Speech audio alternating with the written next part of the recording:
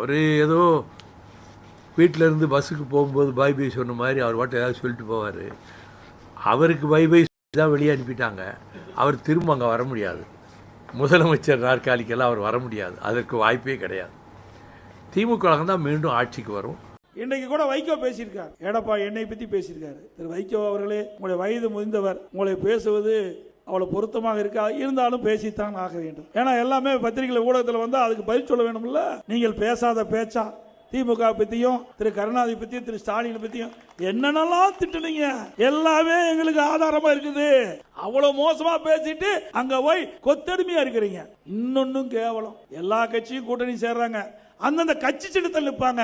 ஆனா வைகோ மட்டும் திமுக சின்னத்தில் நிற்கிறாரு. ஆனா வைகோ கட்சின்னு சொல்றாரு. அப்பா அம்மா பேர் வைக்கிறாங்க, அது நிரந்தர பேரு. டெம்பரவரியா பேர் வைக்கிற கட்சி தான் வைகோ கட்சி. ஏங்க, இவர் கட்சியால இவருடைய கட்சி நிர்வாகிய திமுக சின்னத்துல போய் நிக்க வச்சா அது எந்த கட்சின்னு சொல்லுவாங்க? அதுவும் எந்த கட்சியில போட்டிட்டாலும் அந்த உறுப்பினர் அட்டை இருக்க வேணும். இந்த வைகோ அவருடைய கட்சியில் இருக்கின்றவர்கள் திமுக கூட்டணி வச்சு திமுக சின்னத்துல திமுக உறுப்பினர் அட்டை பெற்றிருந்தா தான் செல்லும். இப்பெல்லாம் வச்சுக்கிட்டு எங்களை பத்தி விமர்சனம் செய்யறீங்களே.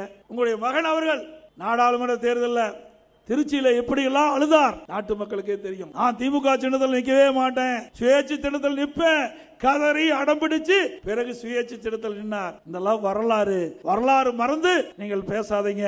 பேசினால் நாங்களும் அதற்கு எங்களுடைய நிர்வாகிகளும் தகுந்த பதிலடி கொடுப்போம்.